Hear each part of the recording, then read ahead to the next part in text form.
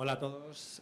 Vamos con la segunda charla de la sesión de neurotecnología y emprendimiento y para mí, me voy a presentar para que me vea Ana, que si no, para mí es un placer inmenso presentar a Ana Máiquez, que es la CEO de Neuroelectric, que es una de las compañías referentes en España de neurotecnología, con muchos empleados, ya os contará ella, es una historia muy bonita de cómo empezaron y tienen también sede en Boston, están haciendo estudios clínicos.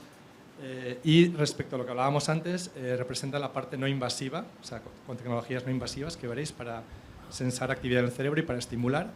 Y nada, que es un orgullo que esté aquí, además que es compañía española y que os cuente ahora, Ana, lo que están haciendo. Un placer, muchas gracias, Ana. ¿Oyes? ¿Oyes bien? Sí, perfectamente. Gracias. Pues bueno, primero de todo, disculparme por no estar ahí. Como veis, estoy en Barcelona, que no estoy lejos, pero me ha sido súper imposible. Es la segunda vez que fui yo en persona, con lo que yo creo que igual esta es la última edición del curso, porque es que no consigo llegar. O sea, que si no me invitáis más, lo voy a entender, me lo merezco. Pero en cualquier caso, al menos os puedo compartir, como dice José, ¿no?, mi experiencia. Y había dividido la charla en dos bloques. Uno, explicaros un poco, como ha dicho José, qué estamos haciendo en Neuroelectric en relación a tecnologías no invasivas, en epilepsia, en depresión, en otras cosas. Y segundo, explicaros un poco mi trayectoria como emprendedora, ¿no?, porque entiendo que este bloque es de emprendimiento, ¿no?, qué he aprendido, ¿no?, qué significa crear una empresa, cuáles son los problemas y un poco algunas lecciones que he aprendido en esta trayectoria. Si alguien me encantaría que escribáis y hagáis preguntas, y si os interesa algún tema en concreto, voy a dejar tiempo para que podamos debatir sobre temas que os puedan interesar. Entonces, bueno, Teresa, Álvaro, José, me pongo a ello. Decidme si veis bien la presentación.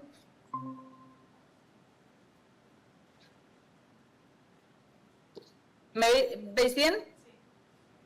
Vale, pues como os he dicho, mi agenda para hoy es hablaros de qué es Neuroelectric, qué lecciones he aprendido como emprendedora de Neurotech y sobre todo dejaros un espacio abierto para que me podáis preguntar lo que queráis. Entonces, bueno, empezando un poco por la ciencia, nosotros, como Álvaro sabe, que nos conoce desde el día que nacimos prácticamente, como empresa, nosotros nos hemos fijado siempre en el cerebro como, desde un punto de vista de su complejidad eléctrica, ¿no? Sabemos que el cerebro está lleno de conexiones eléctricas y yo creo que en general, habiendo vivido muchos años en Boston, creo que la ciencia se ha focalizado mucho, ¿no?, en la biología del cerebro, y creo que concentrarse en la física del cerebro y en esta network de impulsos eléctricos es una aproximación novedosa, ¿no?, a tratar enfermedades neuropsiquiátricas, sobre todo neurodegenerativas. Entonces, nuestro famoso gorro o tecnología, ¿no?, lo llaman de todo, es este sistema, este dispositivo médico inalámbrico que tiene dos particularidades que creo que son muy interesantes. Por un lado, cualquiera de los electrodos que lleva nuestro dispositivo sirve para leer el EEG.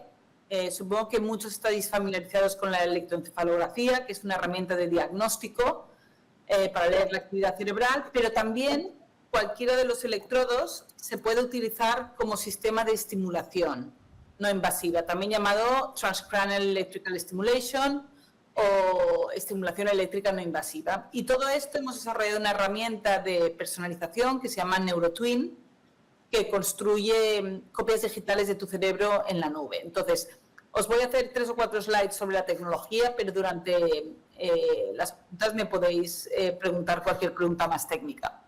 Entonces, si ahora me pusiese el gorro, veríais realmente mi cerebro, ¿no? Esto es un poco el... Uy, mi hija que me llama.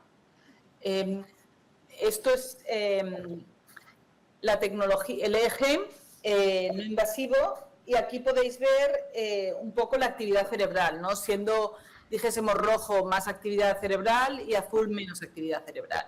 Entonces, esto sirve para diagnosticar enfermedades como la epilepsia, desórdenes de los sueños, pero veis, el software también tiene la capacidad de diseñar modelos para estimular diferentes zonas del cerebro.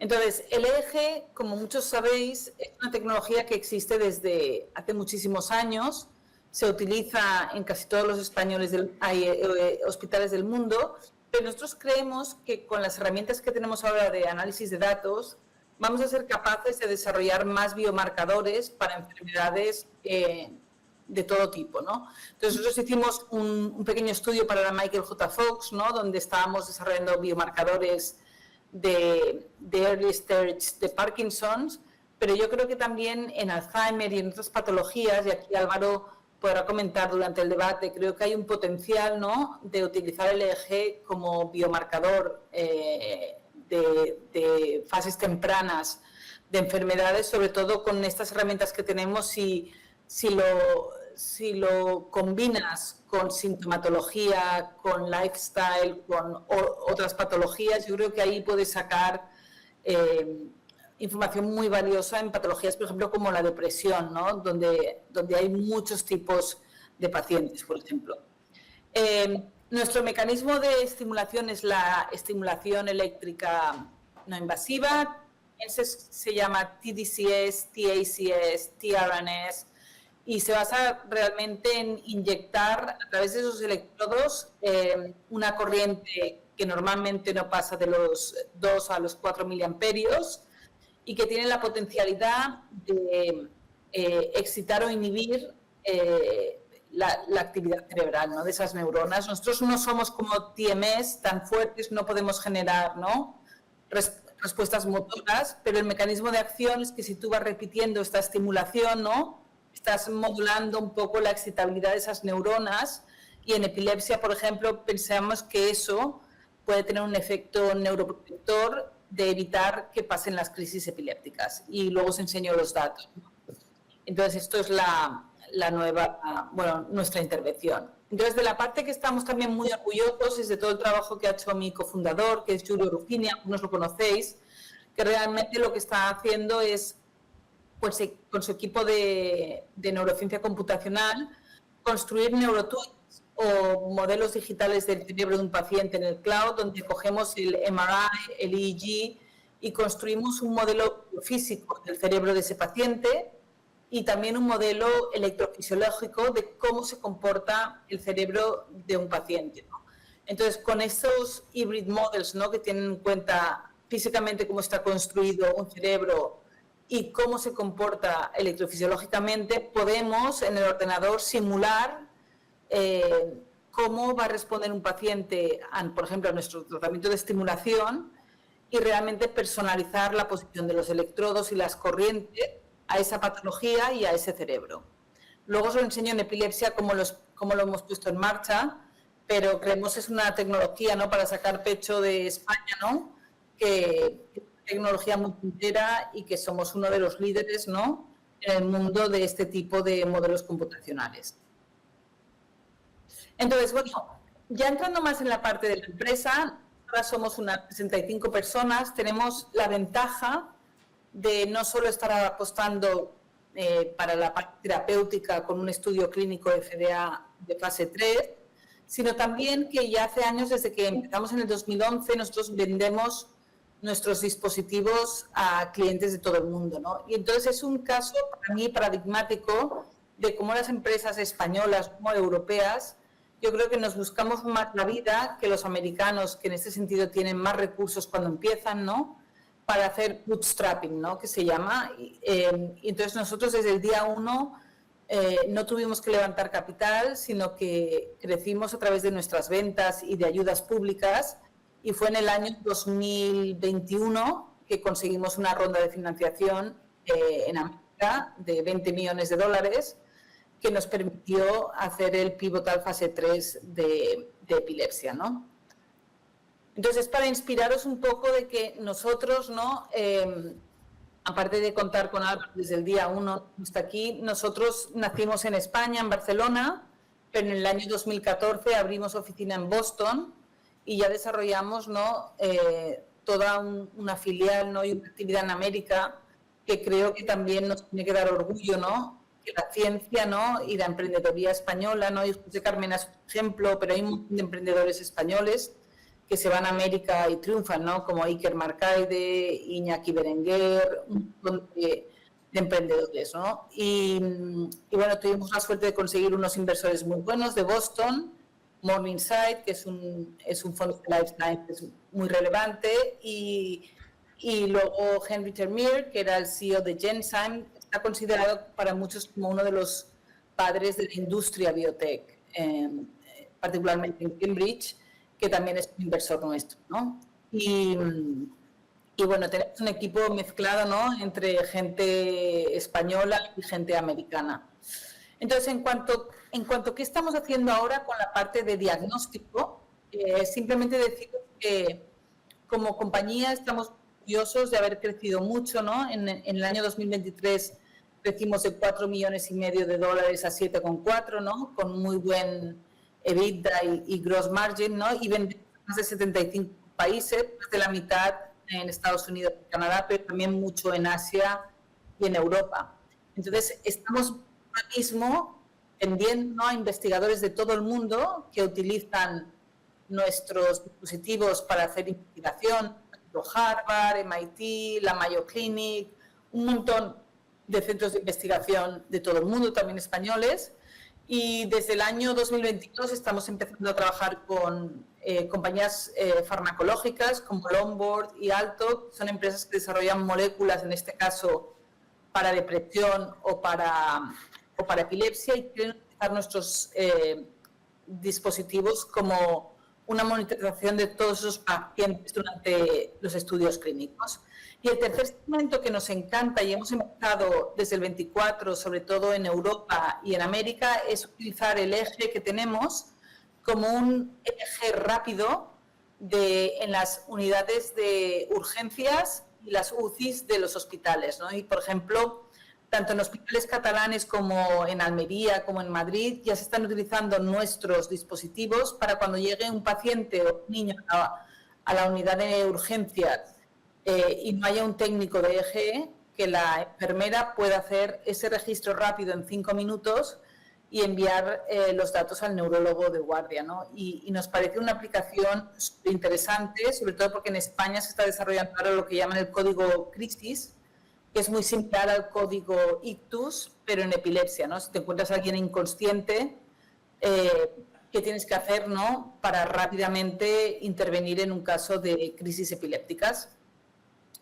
Y si queréis, durante el Q&A os cuento más use cases, ¿no?, que están pasando ahora en los hospitales. Entonces, bueno, creemos que podemos crecer mucho en este segmento, y también estoy muy orgullosa de decir como emprendedora, ¿no?, que nosotros como empresa española fabricamos y desarrollamos todos nuestros productos. Ahora mismo estamos fabricando unos 500 dispositivos al año, pero tenemos capacidad de crecer hasta 8.000, y tenemos una licencia de fabricación de dispositivos médicos, una fábrica, ¿no?, en Barcelona, y con esto servimos a todo el mundo, ¿no? Otro ejemplo, ¿no?, que desde aquí se pueden hacer cosas increíbles.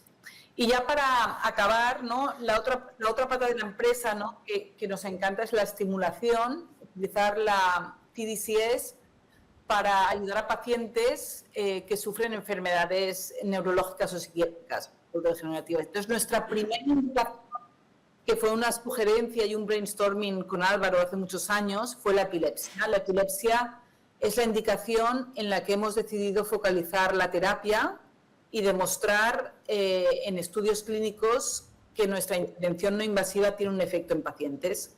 La segunda, depresión, donde tenemos datos de 35 pacientes también para la FDA, pero que no hemos conseguido funding para hacer un pivotal de al menos 270 pacientes para pasar un proceso regulatorio. Y ahora tenemos también un piloto en Italia sobre Alzheimer, donde utilizamos la estimulación gamma para ver si podemos ayudar a pacientes con Alzheimer. Pero bueno, hoy os voy a hablar solo de epilepsia porque es la indicación que tenemos más desarrollada, pero si tenéis preguntas sobre depresión o Alzheimer os las contesto. En cuanto a epilepsia, bueno, epilepsia, cuando nos mudamos a Boston en el 2016, los founders, Julio y yo, empezamos a hacer un estudio clínico con el equipo de Álvaro en Beth Israel y también con Boston Children's. Y para que veáis lo que ofrece América, o sea, cuando llegamos a América, que éramos unos totales desconocidos, el gobierno de Massachusetts aplicamos a una ayuda pública y nos dio un grant de $1 millón para poder hacer este piloto, ¿no? Y para mí eso fue como una bienvenida a América, de decir aquí realmente la meritocracia existe, ¿no? Y con ese dinero lo que hicimos es, vimos que había un unmet need, ¿no? Una necesidad no cubierta que también pasa en los pacientes españoles y en los europeos. O sea, de todos los pacientes que sufren epilepsia, 1/3 no responde a la medicación, o sea, les das fármacos y siguen teniendo crisis epilépticas, y sabemos que un porcentaje de esos, en América, por ejemplo, son 700.000, tienen el foco, o sea, las crisis epilépticas vienen de un foco. Sabemos que 340.000 tienen un foco muy bien caracterizado, y de esos, lo que es muy curioso es que solo un 3% están recibiendo o cirugía o dispositivos implantados, tipo DBS, RNS, VNS, otras intervenciones de neuromodulación invasivas. Pero el 97% de todos esos pacientes siguen teniendo crisis, los fármacos no funcionan y no están recibiendo una solución, ¿no? Además de que la cirugía vale unos $100.000 en Estados Unidos. Entonces, bueno, nosotros lo que hicimos, ¿no?, con la ayuda de Alex Rothenberg y de Álvaro, es diseñar un protocolo en el cual estimulábamos a pacientes durante 2 semanas, 10 días, 20 minutos al día, y teníamos que comparar lo que eran 8 semanas del baseline period con el post-treatment follow-up, que eran otras 8 semanas, es decir, contar la frecuencia de crisis epilépticas, estimular 10 días y volver a contar. Esto publicamos los datos que se publicaron como del Journal of Clinical Neurophysiology, pero hicimos tanto pediátricos como adultos, entre 9 y 56 años. Entonces, bueno, la aproximación, para que veáis un poco la tecnología en acción, es que le pedíamos a los neurólogos del Boston Children's y de Beth Israel un MRI, ¿no?, una resonancia del paciente, y un EEG, que es un routine, ¿no?, para los pacientes con epilepsia, y ellos tienen que identificar, en este caso, de dónde venían las crisis, ¿no?, cuál era el target. Y en azul es infusión. Nuestra plataforma construye un modelo del cerebro del paciente, teniendo en cuenta el MRI, el scalp thickness, la conductividad, y empezamos a computar con el modelo cuántos electrodos y cuánta corriente hay que inyectar a ese paciente. Como veis aquí, el paciente recibe un color code, un CAP, un hardware personalizado, que realmente solo es el gorro y los agujeros y la posición de los electrodos, pero como veis detrás, el dispositivo y los cables es lo mismo, o sea, solo cambia la personalización del CAP y de las posiciones. Y entonces, las corrientes que se inyectan en este hardware personalizado bien son personalizadas y que vienen por parte del modelo. Y a la FDA esta personalización le pareció bien para incluir en nuestro Phase 3. Entonces, estos son los puntos del piloto. De los 20 pacientes, 3 nos respondieron. Pensamos que tenían más un target o un poco epiléptico y entonces no atacamos bien el problema. No reportó un increase de seizures. Pero sí es verdad que como media redujimos las crisis un 44%. Es decir, que del baseline de 8 semanas al follow-up, después de 10 días de estimulación, los pacientes redujeron casi a la mitad las crisis. Y esto nos animó a levantar estos $20 millones de financiación para hacer un Phase 3, que es lo que estamos haciendo ahora, que es un estudio de 150 pacientes, 40 hospitales. El último paciente entrará en noviembre del 25 y esperamos ver el readout en Q1 del 26. O sea, estamos muy cerquita de realmente de ver si los datos de este estudio han funcionado, y nos convertiríamos en la primera empresa del mundo en pasar un proceso regulatorio FDA con esta nueva intervención en epilepsia. Y estoy súper orgullosa sobre todo de los sites españoles. Como veis, hay muchos sites en América, pero tenemos 20 sites en Europa, de los cuales no están todos los logos, pero tenemos el Hospital Clínic, Valle d'Hebron, el Hospital del Mar, San Juan de Dios, la Ruber, la Fundación Jiménez Díaz, tenemos La Paz, tenemos el Niño Jesús, tenemos hospitales en San Sebastián, en Bilbao Cruces, en Almería, en Málaga, en Sevilla. Es decir, que os tengo que decir que los hospitales españoles son los que han reclutado más pacientes del estudio. También lo tenemos en Bélgica, en Francia y en Alemania, el estudio en Europa. Y desde luego tenemos una fuerza de investigación y atención clínica en España que no tiene nada que envidiar a otros hospitales con los que trabajamos. No sabemos cómo va el estudio porque es un randomized control blinded study, pero sí que sabemos que de los 108 pacientes que tenemos hoy randomizados, el 70% se han incorporado al Open Label Extension, que quiere decir que cuando acaban los 10 días de estimulación y el follow-up pueden optar a recibir otro ciclo de 10 días de estimulación y el 70% han vuelto, que es un signo de que yo creo están contentos con la intervención. Entonces tenemos 0% adverse events, o sea, la tecnología sí que está demostrando que es muy segura, pero no tendremos los datos hasta julio, ¿no? Y yo creo que esto es una oportunidad comercial enorme porque estamos pensando en el reembolso en América, en cobrar $30,000 por 3 años de terapia. Eso quiere decir que costaría a los payers unos $10,000 al año. Una intervención de fármacos de epilepsia son $1,000 al mes, más o menos, con lo que es como llevar otro line of treatment, otra droga, otro fármaco a estos pacientes, comparado con los $100,000 que vale la intervención quirúrgica.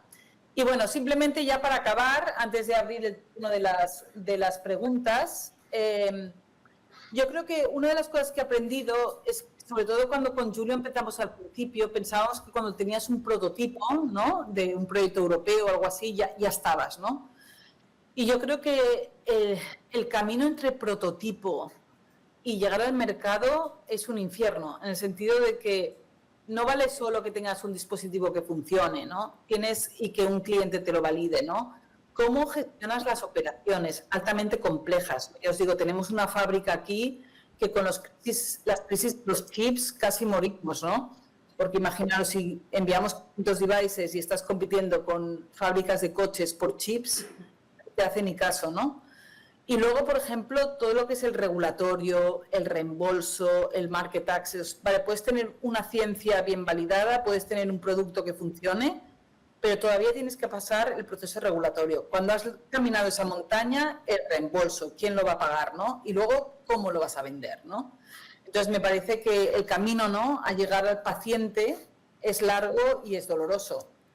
Y entonces, lo que es más importante es cómo financias la compañía, ¿no?, para llegar durante ese largo camino, ¿no? Neuretis se creó en el 2011 y aún no estamos ahí, ¿no? Nosotros empezamos financiándonos con ayudas públicas, levantamos la serie A en 2021 para demostrar eficacia, pero ahora todavía tenemos que levantar una serie B, ¿no?, para realmente trabajar en el reembolso y en la comercialización. Es decir, que es difícil financiar la compañía durante todas esas fases. Una de las cosas que yo aprendí y me encantó es que en vez de levantar capital el día 1, nosotros conseguimos que nuestros clientes fueran nuestros inversores. O sea, el dispositivo no estaba preparado para hacer terapia o estar en la clínica, pero a través del mundo de la investigación conseguimos financiar la compañía y aprender un montón de qué querían los investigadores sobre el producto, ¿no? ¿Qué les gustaba? Si querían más electrodos. Y con eso, aparte de financiar la compañía, conseguimos mejorar mucho el producto. Las ayudas públicas nos ayudaron un montón, tanto a nivel europeo, que hay un montón de ayudas públicas, ¿no?, en los programas de la Unión Europea. Nosotros fuimos de las primeras empresas privadas que conseguimos como PI un ERC, un European Research Capital Grant, Urbani para epilepsia. También en América hemos tenido DARPA, NIH y Michael J. Fox, un montón de ayudas de fundaciones y de ayudas públicas. Entonces yo creo que otra cosa que aprendí, ¿no?, cuando a Boston es que tienes que pensar grande, ¿no? Y eso yo creo que te lo da América culturalmente, porque es verdad que si quieres hacer algo de impacto, ¿no? En neurociencia, en neurotecnología, yo me debería de contentar, ¿no? En ayudar solo a los pacientes de epilepsia catalanes, ¿no? O europeos. En realidad uno lo que quiere es que, aunque empieces pequeño y empieces desde Barcelona, ¿no? Que realmente tengas el impacto de ayudar a todos los pacientes donde quiera que estén, ¿no? Yo creo que esto ha sido un poco nuestro modus vivendi, ¿no? Como emprendedores, de siempre pensar que más allá de nuestras fronteras se puede tener un impacto. Otra cosa que hemos aprendido es que lleva un montón de tiempo construir una empresa profitable y con valor y con impacto. Yo creo que son muchos años. Yo no sé los jóvenes de hoy, supongo que en empresas de software es diferente, pero lleva un montón de tiempo y hay que perseverar, ¿no? Y en el caso de las mujeres que pueda haber en la habitación, ¿no? Que quieran de su ciencia crear una empresa o colaborar con empresas o tener un rol en la industria, pues es difícil. El 1% de todo el capital riesgo va a compañías lideradas por mujeres, ¿no? Y en general yo creo que, habiendo pasado mucho tiempo en Wall Street, banqueros americanos, en el mundo de las finanzas, no hay, yo creo, diversidad en el mundo de la inversión del capital, y las empresas que se basan en ciencia o los investigadores como vosotros necesitamos de dinero, ¿no? Para desarrollar estas deep tech companies e iniciativas, ¿no? Y a mí me encantaría que en la comunidad, sobre todo de la inversión, hubiese más diversidad, ¿no? Otra cosa que aprendí es que uno se va a América, ¿no? Pensando que llegarás allí y el dinero cae de los árboles, y la competición es extraordinaria. O sea, en las calles de Cambridge y luego, por ejemplo, José también puede comentar, ¿no? En California está lleno de gente brillante, ¿no? De todo el mundo, que han estudiado en las universidades de élite americana, que son unos cracks, indios, asiáticos, europeos, de todo el mundo, con lo que una vez llegas allá, la competición es feroz, y yo creo que nuestra cultura no nos ha diseñado, ¿no? Para competir de esa manera, y uno lo aprende cuando va, ¿no? Pero que bueno, que América tampoco es oro todo lo que reluce, porque hay que lucharlo y luchar con mucha gente que son probablemente de los mejores que hay en el mundo, ¿no? Y luego lo que sí que es verdad es que creo que si tienes un buen producto, si tienes una buena ciencia, si haces las cosas bien, yo creo que la meritocracia sí que existe, ¿no? Yo siempre explico que cuando estaba levantando la Serie A, desde Boston, ¿no? Una amiga inversora me dijo, oye, Ana, le dije, ¿por qué me cuesta tanto levantar estos 20 millones?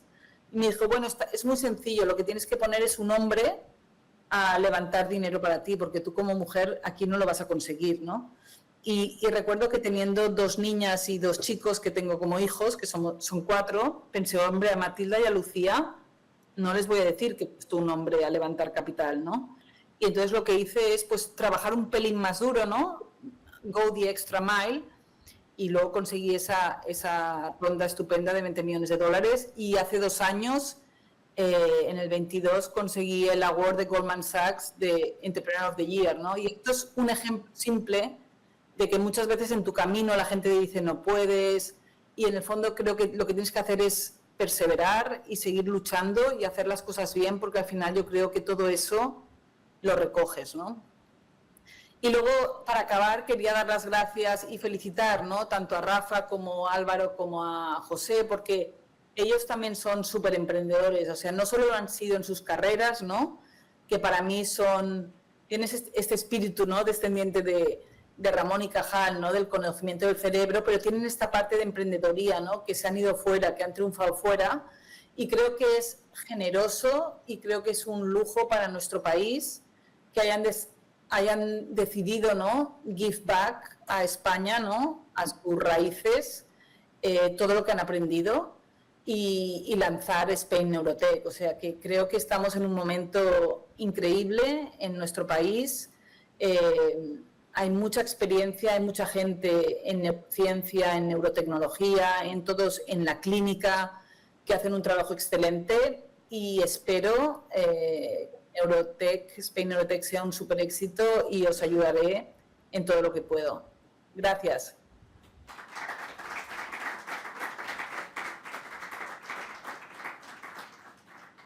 Y ahora podéis hacerme las preguntas que queráis.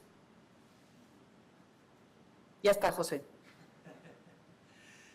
Gracias, Ana, por el update en tu charla de la última vez que la vi. Enhorabuena por todos los logros. Mi pregunta es, ¿cómo ves el ecosistema de inversión en España a nivel de fondos que inviertan, si no exclusivamente en Neurotech, porque probablemente no lo haya, pero que sean suficientemente anchos para Envayo o EA o lo que sea, para que realmente pudieran ser fondos que impactaran en la industria de Neurotech en España y en Europa también? Me interesan las dos visiones, ¿no? Pero ¿cómo ves el landscape, ¿no? El panorama? Y si tuvieras que decir, pues esto es lo que falta realmente, y en cualquier estadio, desde early stage a serie D, o sea, ¿cuál sería tu wish list, ¿no? Ahora mismo? Bueno, yo creo que cuando yo me mudé a Boston en el 2016, el panorama de inversión en España era bastante desolador. O sea, había pocos fondos, los fondos eran pequeños. Ahora que hemos vuelto, que volvimos hace 3 años, yo creo que ha cambiado un montón. O sea, hay un montón de fondos que no existían cuando yo me fui.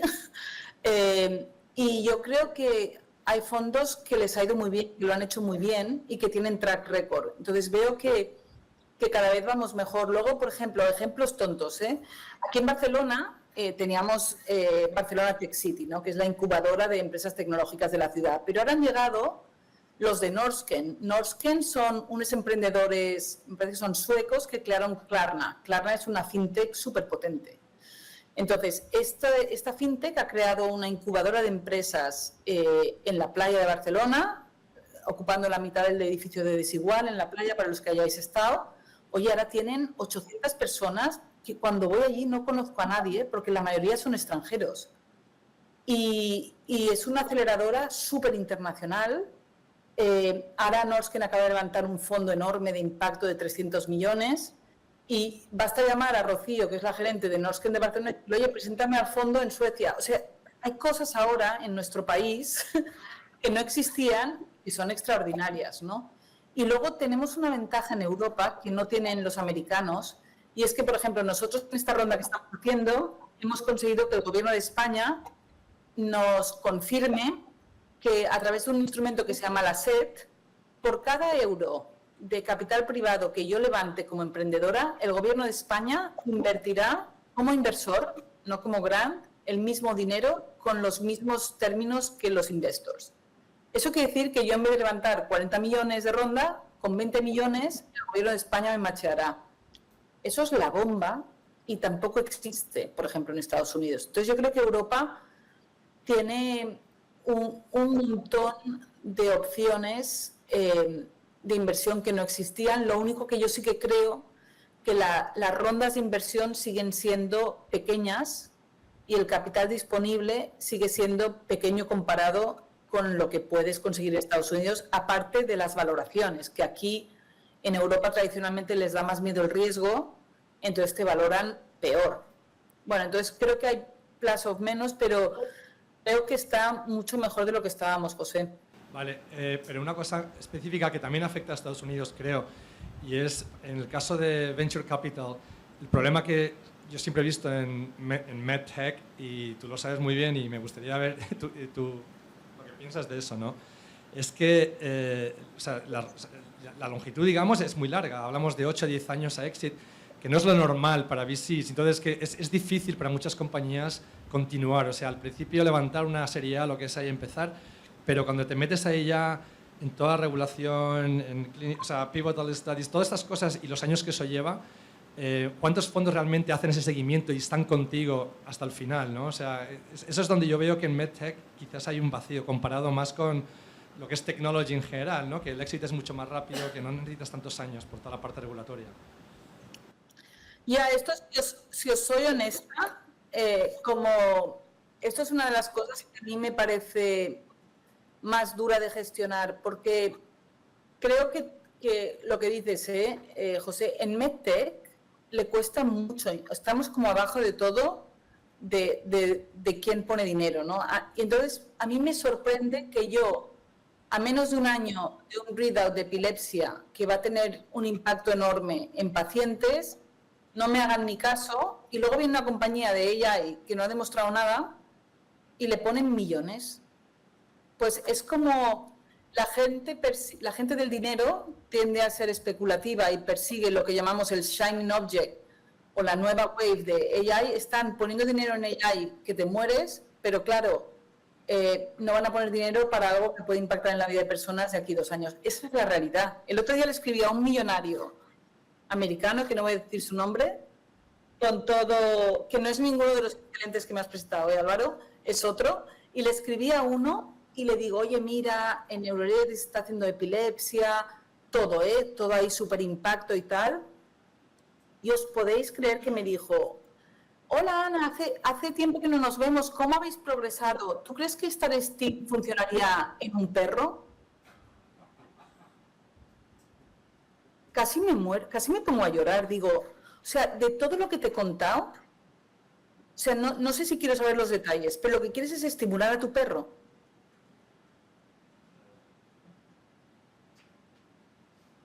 Es durísimo. O sea, para que os hagáis cargo de que es como hay un poco de desconexión entre el, no sé, es más especulativo de lo que nos imaginamos, yo creo, el mundo financiero. Y lo nuestro es de verdad, es una fábrica, ¿sabes? Lo nuestro existe, no es un promise. Pues eso no cuela, porque no vas a multiplicar por 10, igual multiplicas por 4. It's not enough. Es como el tío Gilito, ¿no? Igual está siendo muy crítica, José, pero es un poco la pena, ¿no? Para eso estamos aquí. Para eso estás ahí.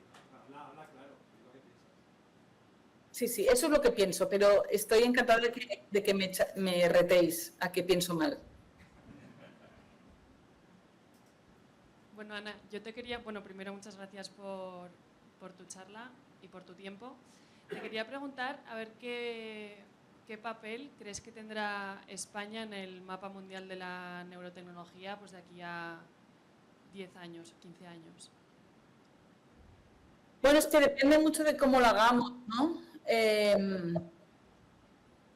Depende mucho de cómo lo hagamos. A mí me gustaría pensar que Spain Neurotech va a ser como la semilla sobre la que va a crecer nuestra reputación, ¿no? En neurotecnología. Pero bueno, va a depender mucho de lo que hagamos y de cómo lo vendamos. O sea, yo también, así a nivel anecdótico, cuando veo a los italianos, ¿no?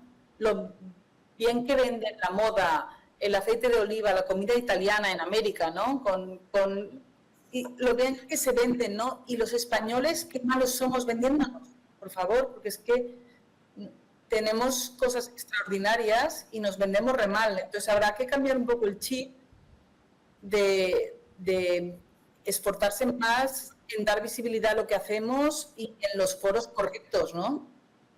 Y eso creo que es un reto, porque es que el talento español is out of the question, o sea, somos brillantes igual que todo el mundo, pero no nos vendemos suficientemente bien y siempre estamos diciendo cómo los otros lo hacen mejor, en vez de, ¿no?, sacar un poco más de pecho de lo que ya hacemos súper bien. Porque hacemos cosas increíbles con 2 duros. O sea, si vieses la cantidad de dinero que se quema en otras partes del mundo para llegar a nada, y nosotros es que esta hambre nos ha hecho creativos, eficaces, ingeniosos, pero luego no lo contamos.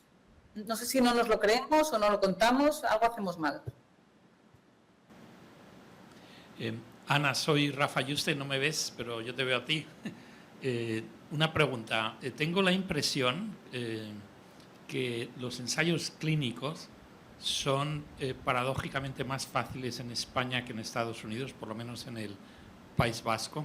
¿Qué impresión tienes tú a la hora de, por ejemplo, una empresa como la tuya, que depende críticamente en ensayos clínicos o en neurotecnología, si España puede ser quizá un ecosistema bueno dentro de Europa, dentro del mundo, para hacer ensayos clínicos? Sí, Rafa, es una excelente pregunta. Y cuando yo empecé el estudio clínico de epilepsia, solo abrí 20 hospitales en América, y te tengo que decir que el ritmo de reclutamiento en los hospitales americanos ha sido un desastre, por varios motivos, ¿eh? Primero, porque hay muchos incentivos para la cirugía. Segundo, porque yo hice el Level 4 Hospitals, pues Mayo Clinic, John Hopkins, ¿y qué pasa? Que están súper demandados para estudios clínicos, además. Y la FDA no me dejó, como hacía niños, ir a un Level 2, hospitales más pequeños, ¿no? Entonces, el reclutamiento en América está siendo tan bajo que abrí Europa 4 países y España, como dices, es el top recruiter a un nivel de ejecución impecable. O sea, lo hacemos súper bien. Y yo creo que sí que es verdad que hay una oportunidad. La única parte un poco triste de España, Rafa, es que lo hacemos impecable, pero muchos de los investigadores que participan en los estudios clínicos lo hacen porque necesitan el dinero para pagar a su personal. Cuando, por ejemplo, cuando tú haces un estudio en Francia y tal, pues los hospitales están mucho más dotados de recursos y esto lo hacen más como una optativa, ¿no?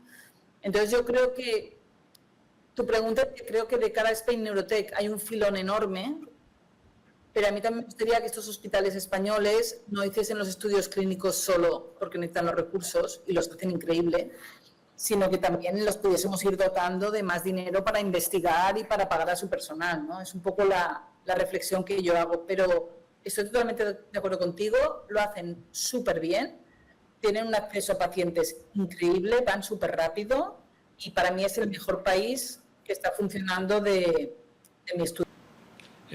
Simplemente dar 2 ejemplos de éxitos españoles en estudios clínicos, 2 cosas que he aprendido recientemente. Una, precisamente cuando estábamos en Santander hace 2 semanas, el gobierno de Cantabria tiene un cohort gigantesco de esencialmente 50.000 personas, me parece, en Cantabria, donde les están haciendo un seguimiento de todo tipo y que se puede utilizar para enfermedades neurológicas y neurodegenerativas, ¿no?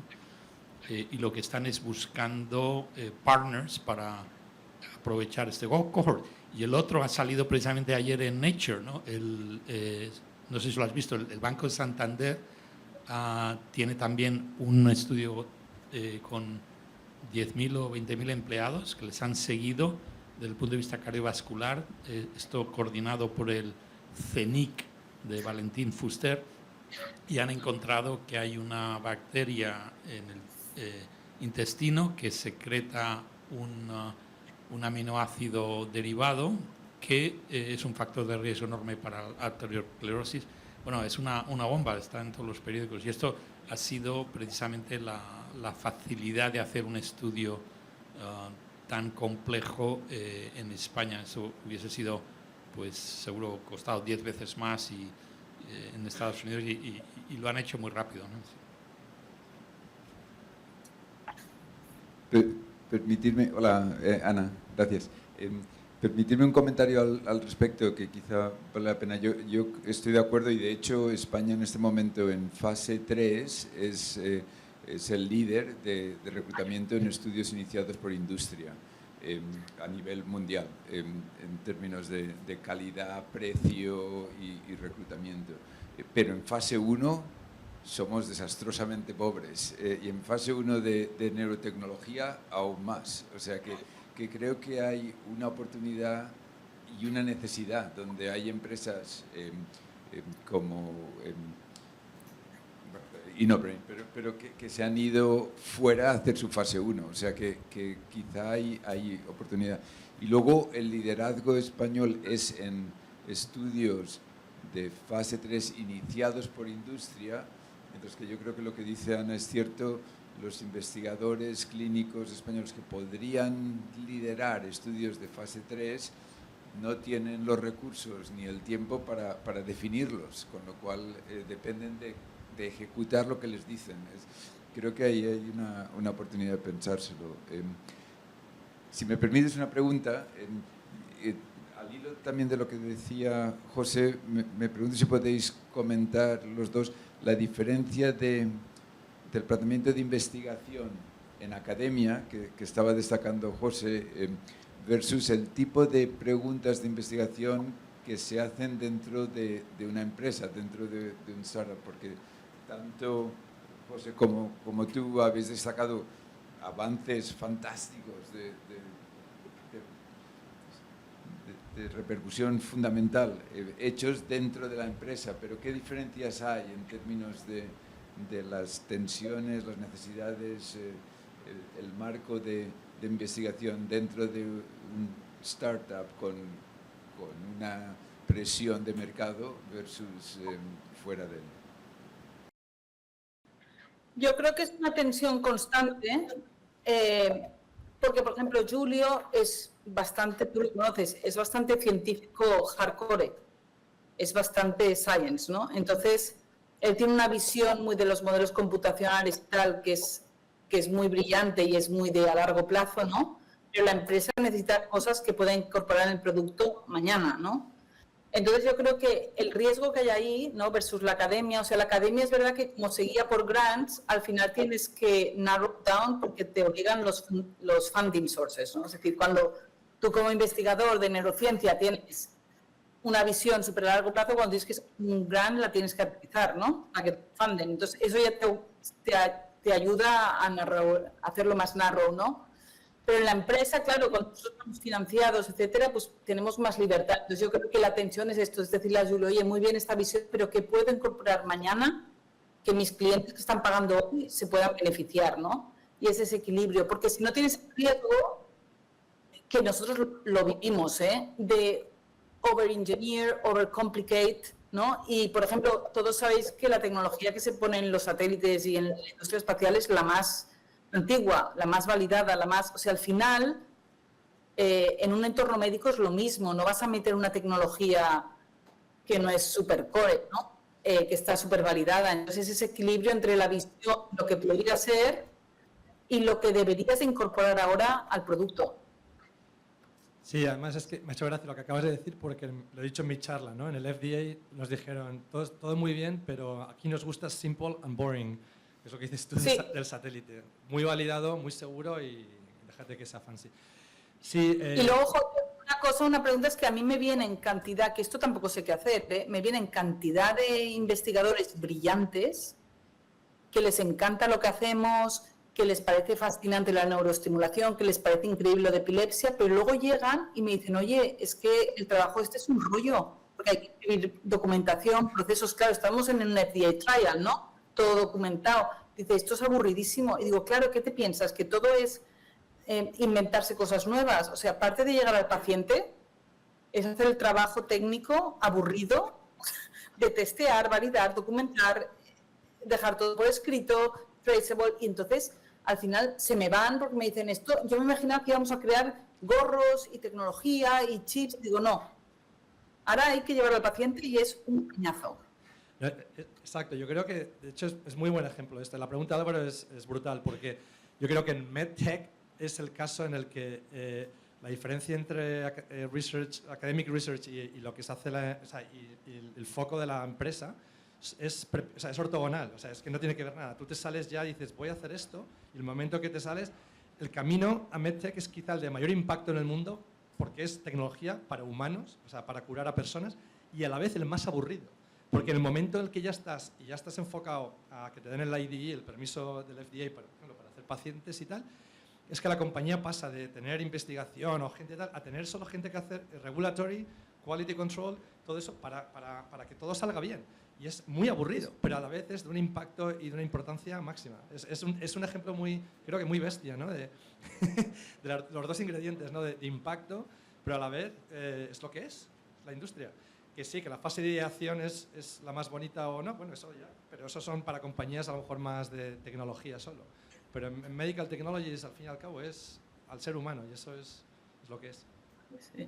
Y luego, al comentario de Rafa y de Álvaro, que yo hablo con mucha gente, el otro día vino aquí una persona de China y me explicó que la China, que no sé si tenéis más información, se está llevando todos los estudios clínicos.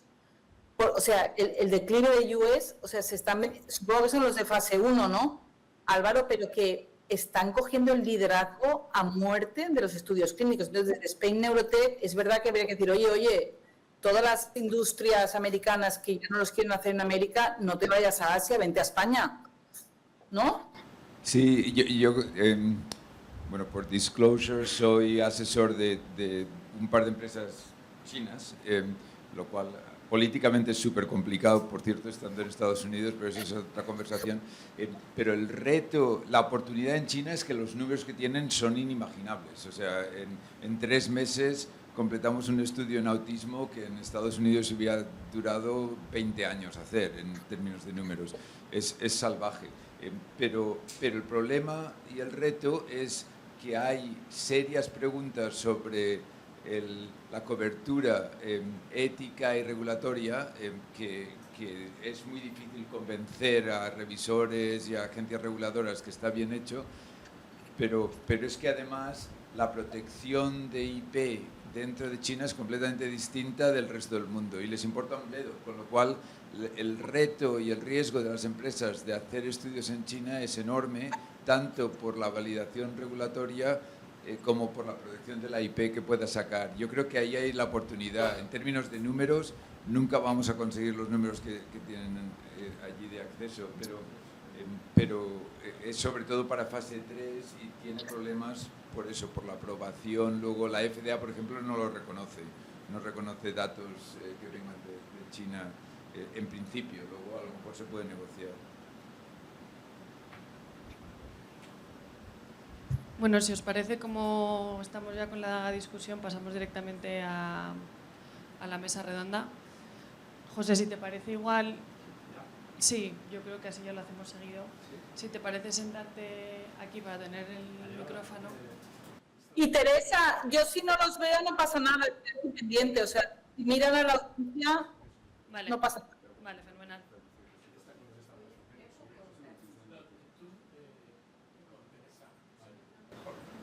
Ana. Que en tu mapa pones a Chile con un pin, yo soy de Chile, que en algún momento, da lo mismo porque nosotros averiguamos si tu empresa vendía en Chile, pero sabíamos que no. Pero como te vi Chile en el mapa, quería preguntarte quiénes son los con los que tienen contacto. No he entendido muy bien la pregunta, ¿alguien me la puede repetir? Rafa o Álvaro. Que quién está en Chile, con quién estás trabajando, ¿no? Sí. En Chile. En Chile, a nivel de estudio clínico no es uno de nuestros países, pero en Chile tenemos hospitales que utilizan nuestra tecnología. Te tendría que hablar con mi equipo comercial para ver con quiénes trabajamos en Chile. Ah, gracias, voy a mandarle un correo. Te lo envío. Bueno, muchas gracias y enhorabuena, Ana, por la discusión y por la empresa, es fantástico. Yo tenía una pregunta desde el punto de vista tecnológico, ¿cómo va a evolucionar el EEG? Tú has hablado muy bien de que puede ser una herramienta muy buena para diagnósticos tempranos, neurodegenerativos, etcétera, pero uno de los retos ahora mismo, yo creo, en medicina es la medicina ambulatoria. Es decir, por ejemplo, en el Medical Center de Houston, donde yo trabajo más, ahí entran 100.000 pacientes al día y lo que están buscando es cómo puedo sacar la medicina fuera e ir a casa a hacer cosas, porque eso es un problema que tenemos. Y el EEG es un muy buen candidato para ello.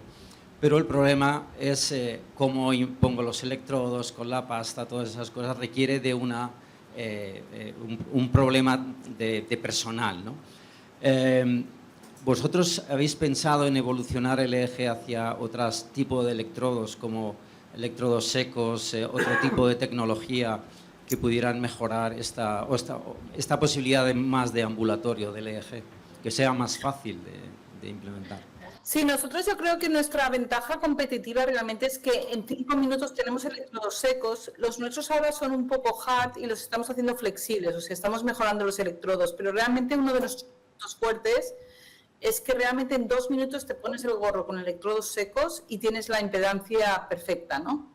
Entonces yo creo que esto para llevar a casa es muy importante y ya tenemos bastante gente que lo utiliza en casa, pero creemos que en el sistema hospitalario preferimos entrar primero, ¿no?, en las unidades de urgencias y las UCIs y tal, para que se acostumbren, y que luego ya puedan incorporarlos en casa. Pero yo creo que el futuro del EEG y de la estimulación, porque recuerda que la estimulación requiere múltiples sesiones y queremos que los pacientes estén en su casa. Entonces, una de las cosas que va a ser interesante es, por ejemplo, en epilepsia, si enviamos a pacientes a casa con el dispositivo, cada vez que los estimules vamos a recoger EEG pre and post, ¿no? Y esto nos va a dar un montón de información en casa sobre el estado del cerebro antes y después de la estimulación, ¿no? Con lo que nos va a ayudar también a personalizar, con lo que yo creo que el futuro de nuestra tecnología es claramente domiciliario.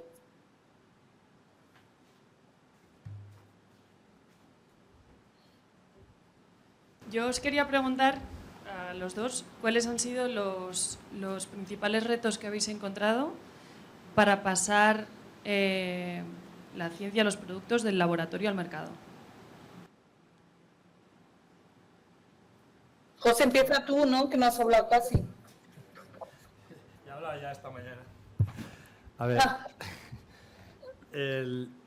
diría que un poco en línea a lo que comenté antes en mi charla, ¿no? Que de lo que es la idea original de lo que luego acaba siendo la empresa, ¿no? La idea original de la tecnología e incluso la aplicación, en el momento en que te metes ya a levantar capital y a tirar, empiezas a estrechar, o sea, sobre todo por lo que ha dicho Ana y os he comentado antes también, ¿no? Que cuando te metes en el campo de Medical Technologies no es tontería, ¿no? O sea, y tiene que ser buscar ese punto, ese sweet spot en el que se minimice el riesgo, se maximice la seguridad y la aplicabilidad en humanos y tal.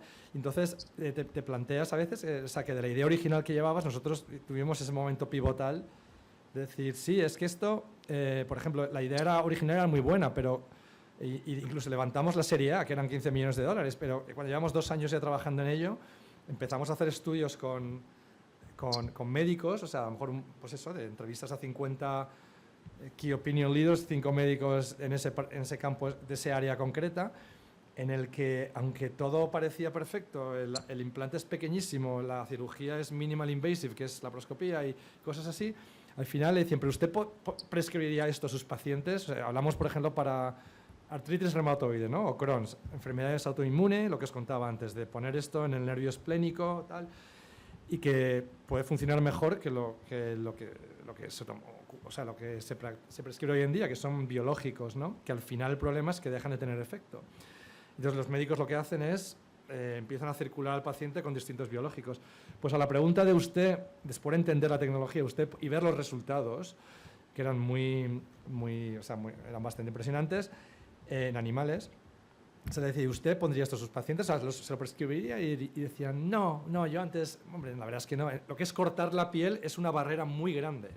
Entonces dicen, no, antes lo pongo en otros biológicos y seguro que siguen saliendo otros en el pipeline de otras farmacéuticas. Y entonces, o sea, hay esa reticencia, ¿no? Ese pushback pues de lo que parecía un plan perfecto, a decir, ostras, es que esto se va a caer, o sea, es que al final no va a haber mercado, ¿no? Digo, cuando empiezas desde el principio. Y eso que los inversores lo veían muy claro, y los inversores te hacen un due diligence de todo, ¿eh? Son muy conservadores con lo que son dispositivos de clase C para el FDA, que es todo lo que tengas que cortar la piel, ya es un clase C. Imagínate si lo has de meter dentro del cuerpo.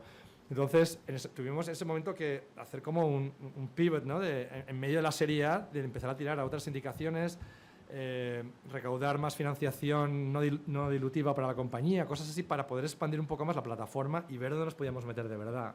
Entonces fue un poco eso, ¿no? Que en tecnología médica el tema es tan serio que hasta lo que parece muy lógico y que todo es plus, de repente, pues sí, bueno, haces estudios de mercado y la realidad es que no era tan bonita como la pintaban, ¿no? Pues eso. Estás trabajando ahí. No, es que me escribía mi hija, no. Yo creo que o sea, lo que dices es cierto, José, estoy de acuerdo. Yo creo que mis retos es que cada montaña que avanzas, la siguiente es como más compleja, porque supongo que no sabes, pero primero es la ciencia, ¿no?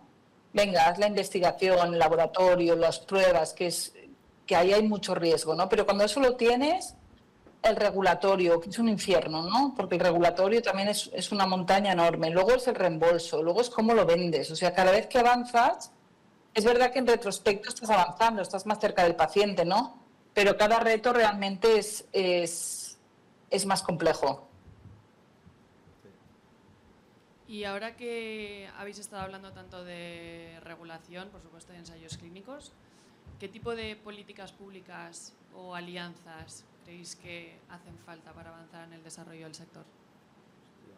Bueno, a mí, por ejemplo, a nivel americano, me da un poco de rabia, ¿no?, que la barra para no invasivo sea tan alta. O sea, el estudio que estamos haciendo, que nos cuesta 20 millones de dólares, o sea, yo creo que cualquiera en la habitación, ¿no?, Álvaro y cualquiera nos puede decir que el TDCS es seguro. Es verdad que a largo plazo no tenemos datos, etcétera, ¿no? Pero, ostras, la barra es tremenda, ¿eh? O sea, se requiere mucho dinero y mucho esfuerzo para una cosa que sabemos con claridad que no le va a hacer daño al paciente. Pero bueno, entiendo que es el precio de trabajo con pacientes. Luego en Europa, a la FDA al menos sabes quiénes son, puedes irlo a saber a Bethesda, puedes sentarte con ellos. En Europa, o sea, en Europa envías unos productos certificados, si tú envías tu dossier al intermediario, que puede ser un SGS, una entidad intermediaria, y le envían a un reviewer que no sabes ni quién es, que un día te puede tocar uno más open-minded, otro menos, y ese define, ¿no? Y nunca hablas con él. O sea, lo de Europa es... O sea, a mí me gustaría más que a nivel europeo hubiese como la FDA, una ventana donde además puedas sentarte, ¿no?, como haces con la FDA. Y la FDA, mira, es un organismo duro, pero es claro, es transparente, te dicen lo que quieren y cada vez que los llamas son así. En cambio, en Europa es que no hay nadie. Son unos intermediarios y unos independent reviewers. Y que Dios te bendiga. Sí. Una pregunta, soy Rafa otra vez para vosotros dos. Dadas las dificultades de empezar en neurotecnología en España, como Ana, como lo has hecho admirablemente y mi enhorabuena, pues una idea es unirse las empresas que estéis pululando en este sector y quizá de una manera concertada, sinérgica, podéis abordar entre todos algunos de estos problemas que son comunes. Entonces, la pregunta es si existe una asociación de compañías de neurotecnología en España y si no existe, si no sería ahora un momento ideal para crearla y en vez de pelear cada empresa sus batallas independientemente, pelearlas todas juntas.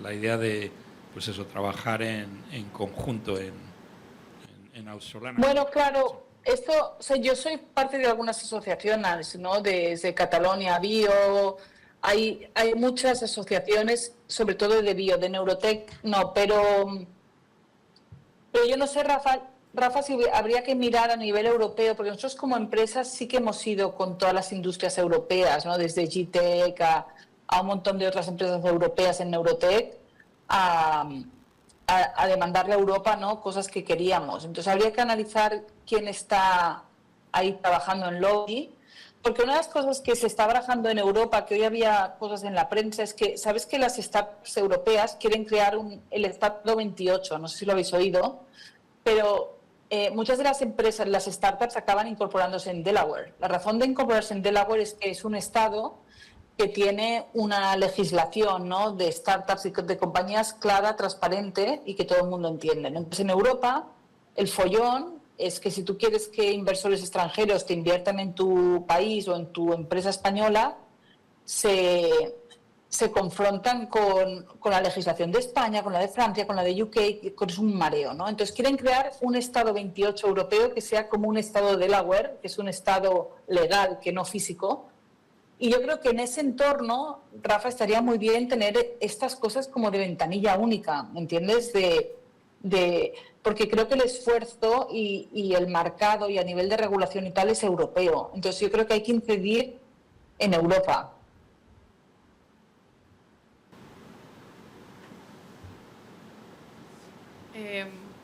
Bueno, sigo.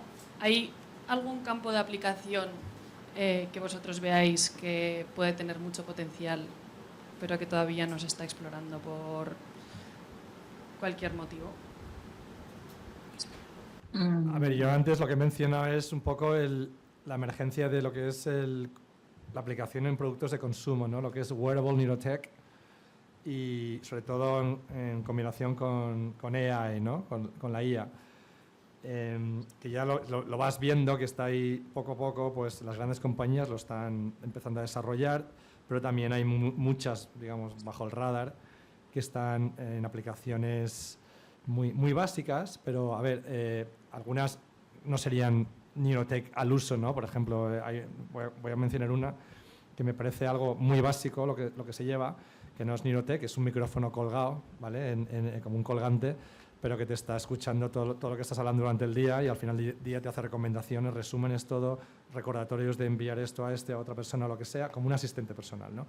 Pero imaginaros eso ahora, pero con la posibilidad de registrar estados cognitivos, cosas así, de formas que no sea invasiva, o sea, no solo invasivas, sino que cosméticamente sea aceptada, ¿no? O sea, es un campo independiente de lo que estamos hablando hoy, ¿no? De la parte médica, que es la más importante, pienso.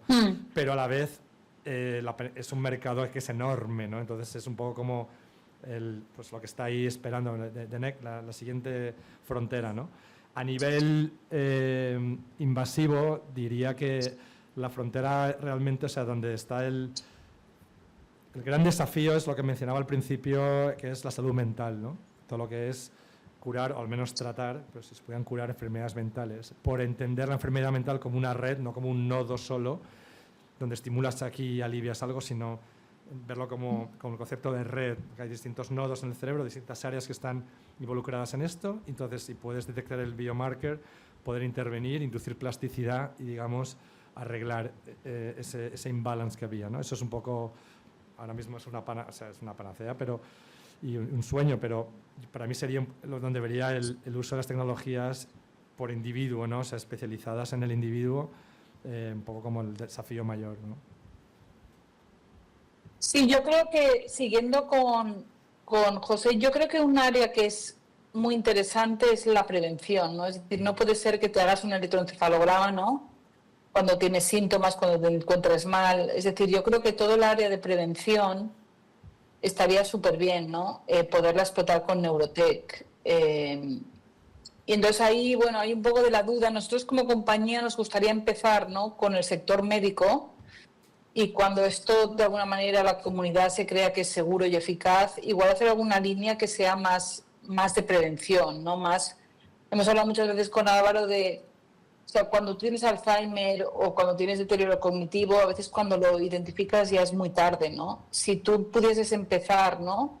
En estadios súper tempranos a hacer estimulación y prevenir, ¿no? Ese deterioro cognitivo muy al principio, para mí eso es una herramienta de prevención, ¿no? Lo mismo que con lo que has dicho tú, José, de mental health, ¿no? A lo mejor hay que empezar a estimular de una manera segura a personas con ansiedad o con estrés o cosas que puedan detonar en enfermedades mentales más serias, para ver si con eso puedes prevenir, ¿no? Que esto vaya a palabras mayores. O sea, yo tengo la sensación de que todas las innovaciones médicas van siempre, en mi caso, imaginaros, estamos estimulando en pacientes con epilepsia que ya han fallado a 4 medicinas, con no sé qué, no sé cuántos, ¿no?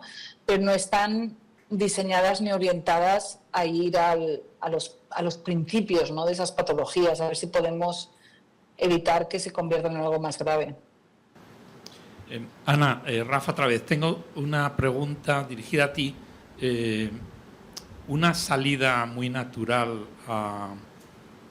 al gorro que habéis fabricado, ¿no? Es, en vez de utilizarlo para la clínica, utilizarlo para los consumidores en una utilización, como dirías, soft. Por ejemplo, precisamente anteayer vi una compañía china que vende una, ¿cómo lo dicen? Una banda, como una diadema de estimulación eléctrica que se vende libremente en Amazon. La puedes comprar en Amazon con la idea de que disminuye la depresión. Es un poco como si fuese aceite de de serpiente, como dicen en inglés, snake oil, ¿no? Pero cada vez hay más, hay un mercado que está creciendo, creo, el 30% al año, de este tipo de dispositivos como consumer electronics para todo tipo de modulación de la actividad cerebral, incluso para juegos, ¿no? Para cosas lúdicas, ¿no? Entonces, ¿habéis pensado meteros en esa dirección? Bueno, es que nosotros, Rafa, yo creo que nosotros venimos de la ciencia. Julio es un scientist, o sea, somos gente que venimos, como muchos de los que deben estar en el curso, pues de un entorno más científico, ¿no? Entonces, el mundo del consumer es muy complejo y yo lo único que he visto es compañías americanas muy cercanas a mí, por ejemplo, Think, en Boston, ¿no? Que tenía este cuadradito, ¿no? Para mood y tal. Se gastaron $30 millones de Khosla solo en la campaña de marketing y cayeron estrepitosamente. Luego, Halo Neuroscience. Halo era una empresa chulísima que tenía unos headphones de estimulación eléctrica también y estaba creada por Chao y por otros líderes que venían de Neuropace. O sea, era una gente súper buena técnicamente, pero decidieron ir a consumer, a sports performance. O sea, su claim era que podías mejorar tu entrenamiento en deportes. Entonces, lo que yo creo que pasó con Halo, que eran la bomba, es que en algunos atletas funcionaba mejor que en otros. O sea, no había un efecto grande y igualmente demostrable, ¿no? Entonces, yo como compañía creo que prefiero construir una evidencia sólida y luego hacer un producto más light, porque cuando empiezas en consumer y no lo haces bien, Halo intentó ir a Stroke luego y ya no les dio tiempo. O sea, la reputación de empezar en consumer y fallar y luego pivotar a médico, creo que es más arriesgada que ir a médico y luego bajar a consumer. Esto es como mi percepción, pero igual me equivoco. Me encantaría ver también qué piensa José. Sí, a ver, a lo que decía Rafa, por ejemplo, de aplicaciones lúdicas y tal, hay ejemplos muy buenos, ¿no? De lo que puede ser una idea terrible o una idea muy buena. Claro, lo atractivo de no invasivo es que como es no invasivo, pues vale para todo. Y no es así. Por ejemplo, en el tema de videojuegos, ¿vale? De la parte lúdica, hay un historial ya de compañías que han desaparecido porque no pasa de ser una demostración así al uso de, pues mira, qué gracioso, puedo disparar con el pensamiento tal y cual. Yo no soy jugador de videojuegos, pero he conocido algunos, pero además muy serios. Uno de ellos, un doctorando en Berkeley de neurociencia, que me contaba y me decía, ni de coña, o sea, en la vida, algo no invasivo con el EEG, cualquiera de estas cosas, va a tener un impacto, cual sea, en el mundo de los videojuegos. Y dices, tú no sabes, o sea, la precisión de la gente que juega en serio, de estos videojuegos de ir disparando y persiguiendo, que tienes con el ojo y tu mano. O sea, el nivel de resolución que tienes con eso y la velocidad, a nivel de psicofísica, comparado con lo que puedes hacer con el LG, es que pero hablamos de órdenes y órdenes de magnitud. Es que se reía, decía, esto jamás puede tener un impacto en eso, ¿no? Con los jugadores serios en videojuegos, porque no deja de ser una cosa de, ¡ah, qué gracia! Al segundo día lo dejas en la estantería y sigues jugando con eso, ¿vale? En la parte, por ejemplo, que ha dicho de estimulación para depresión, a mí me parece un campo fascinante, pero ojo, explico. Hay muchísimos resultados, lo que se conoce, Álvaro lo sabe muy bien, el área de Helen-Mayberg, que estimulas en una zona muy profunda del cerebro y alivias síntomas, no en todos, que es lo que ocurre siempre, pero en una gran cantidad de pacientes de depresión. No lo curas, pero lo tratas, estimulas y produce un efecto ansiolítico, mucho relax, muy bien. Vale, entonces, me acuerdo, lo decía Álvaro, Álvaro tiene una compañía que con Ed Boyden y otra gente que están explotando una idea que yo creo que es maravillosa cuando funciona en humanos y si funciona bien. Y es con una teoría, como lo que dice Ana, que hace Julio, o sea, con pura ciencia y física, pues de interference theory, o sea, de interferencia, puedes crear ondas eléctricas para estimular en puntos focales en 3 dimensiones. ¿Qué quiere decir? Que desde fuera, de una forma no invasiva, sin tener que abrir el cráneo, podrías focalizar dónde quieres estimular dentro de ese cerebro. Por lo que de repente podrías tener, imagínate, pues una diadema, una cinta o algo, no una cualquiera, así como los ejemplos que ha contado Ana, sino algo que realmente explotara esa física y que entonces de forma no invasiva, sin requerir neurocirugía, pudieras tener algo que estás en casa, te lo pones y cuando se te detectan parámetros que estés estresado o lo que sea, o estés de bajón o tengas un onset de la depresión, pues que horas de estimulación así o minutos de estimulación en tu casa no invasiva te ayudaran. Y eso para mí es un mercado y un futuro muy prometedor. Pero ojo, añadiéndole esa física, esa ciencia detrás. Donde veo que muchas empresas desaparecen es eso, el por una cinta cualquiera, y Ana ha contado 2 ejemplos que yo conozco muy bien también, y eso son lo que no pasa es ser algo anecdótico, que a lo mejor a alguien le funciona un poco, o el efecto es muy pequeñito, o lo que sea, ¿no? Entonces es un sí pero no, sí pero hay que hacerlo bien. Y me gustaría además a ver qué dice Álvaro de dónde estamos en... Sí, pero déjame que haga un poco de abogado de diablo. Por ejemplo, Ana, con un gorro como el que vendéis, si utilizas inteligencia artificial generativa, modelos de lenguaje, con EEG ya desde hace más de 2 años se han publicado desciframiento del lenguaje interno. Entonces tú podrías fabricar un descodificador de lenguaje mental interno si acoplas un modelo de lenguaje personalizado, como tenéis ya con el Twin de inteligencia artificial a vuestro gorro, a vuestro casco, ¿no? Y eso pues sería una revolución comercial. Yo personalmente me lo compraría porque escribo muy mal a máquina y me encantaría escribir a máquina mentalmente, ¿no?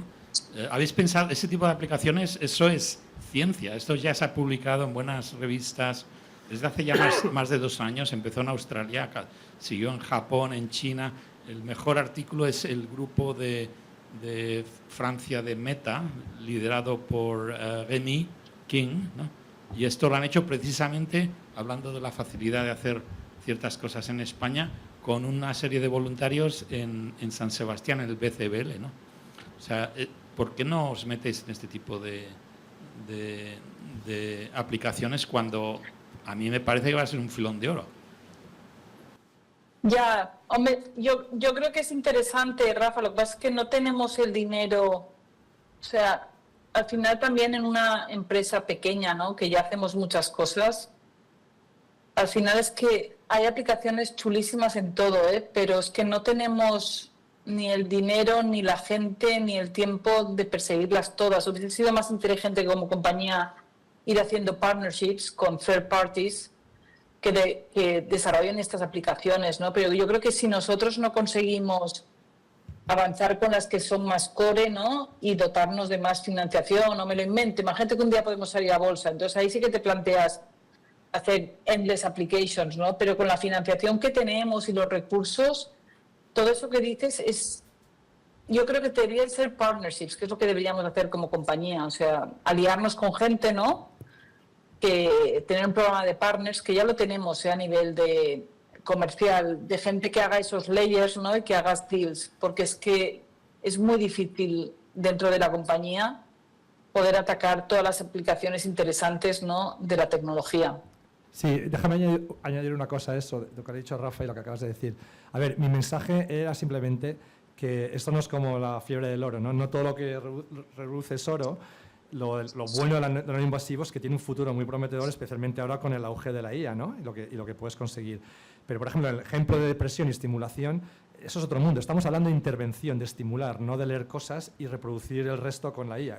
Entonces digo, cada caso lo tienes que mirar y estudiar a fondo, ¿vale?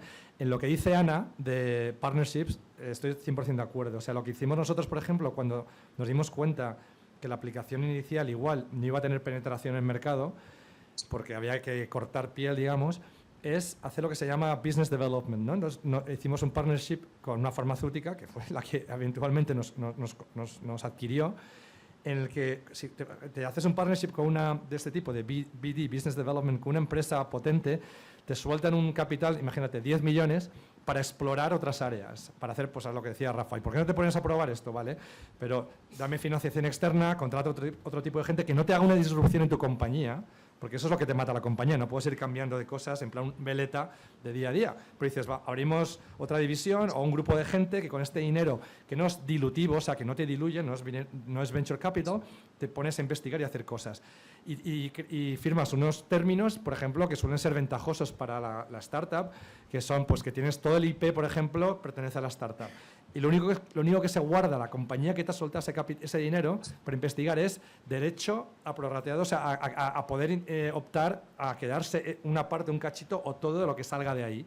Es que una forma para ellos decir, mira, investiga que Neuroelectrics vaya probando esto, si me gusta lo que veo, se lo compro. O Neuroelectrics igual dice, no, me lo quedo yo, lo que sea. Exacto. Pero eso es un camino, un vehículo bastante, digamos, útil y potente para este tipo de cosas, ¿no? Creo que... ¿Está? Vale. Creo que hay otra pregunta, pero por comentar sobre lo que estáis hablando, hay una explosión, no algunos intentos, sino una explosión de direct-to-consumer, productos que son directamente a consumidor, desde hace mucho tiempo con estas tecnologías. La gran diferencia, para empezar, es que hay una diferencia muy clara regulatoria entre lo que en Estados Unidos se considera un wellness y lo que se considera aplicación médica. O sea, un instrumento directamente al consumidor para tratar tu depresión no lo puedes hacer. Lo que puedes hacer es un instrumento que te permita estar menos triste. Y tú dices, o sea, menos deprimido. No, yo no te he dicho eso. Es un juego, pero esa es la diferencia regulatoria en Estados Unidos. No puedes hacer un jabón directamente al consumidor para desinfectar, pero sí para que te queden muy limpias las manos. Pues es el mismo juego. Entonces, dado esa diferencia regulatoria, instrumentos de estimulación no invasiva para wellness hay punto y pelota, hay un montón. Algunos con empresas con mucha financiación para aplicaciones específicas como el Halo que ha dicho. De hecho, hay una iniciativa por Reddit donde la gente se pasa información de cómo construirse sus propios aparatos. O sea, hay un montón. Nosotros hemos estado colaborando con ellos, siguiéndolos, en fin, hay toda una historia ahí. Pero además hay empresas que ahora están haciendo directamente al consumidor instrumentos médicos. Por ejemplo, Flow, una empresa de Holanda, hace un sistema muy simplificado de lo que tiene Neuroelectrics, que es genérico para todos. Y el problema del genérico para todos, yo creo que es lo que decía José. El problema es que la precisión necesaria para optimar los resultados es muy alta. Que puedes estar más o menos en la zona y tener un efecto en la mayoría de la gente, pues quizá. Y ese es el argumento de Flow. El argumento de Flow es la diana para depresión es más o menos en esta zona, pues en esta zona. Pues si yo más o menos me meto en esta zona, a la mayoría le va a ir bien. Y resulta que es así, a la mayoría le va bien. También hay gente que no le va bien y hay gente que le va francamente mal. Pero eso lo llamamos efectos secundarios y están contentos. Y yo creo que parte de lo que hay es una falta de datos experimentales claros para saber realmente qué grado de precisión es crítica. O sea, exacto, y hablamos de eso anoche. En este campo lo que faltan sobre todo son estudios. Antes de lanzarte muy rápido a hacer algo, demuéstralo con un estudio de 500 o 1000 healthy subjects, o si es en algo de médico, pues lo que tenga que ser, demuestra ese efecto a nivel de población. Y lo que decías tú, Ana, o sea, que hoy en día, o sea, datos es todo. O sea, al final los VCs te tiran dinero a todo lo que es datos, mucho antes, o sea, que puedes obtenerlos. ¿El qué? Te lo voy a enseñar Ana, te lo voy a enseñar por si no lo has visto. Una compañía china, la puedes comprar aquí en España. Sí. Te estimula el lóbulo frontal y lo venden directamente. En Estados Unidos también ponen la palabra depresión y Parkinson. Déjame que haga una foto de eso, por favor. Pero eso, no sé qué pasa, pero eso, si les pilla el FTC o la FDA, tienen problemas. La FDA no lo permite, o sea, ellos y hay otras en China semejantes, son ilegales, son compañías ilegales, o sea, lo puedes comprar en España, pero... No, lo puedes comprar en Estados Unidos. Esto a mí me ha llegado de Estados Unidos. Pero yo he probado a comprarlos, no sé si te has probado. Yo he probado a comprarlos y luego recibes una carta de la FDA, nosotros lo compramos en el laboratorio, diciendo, ha comprado usted un instrumento ilegal.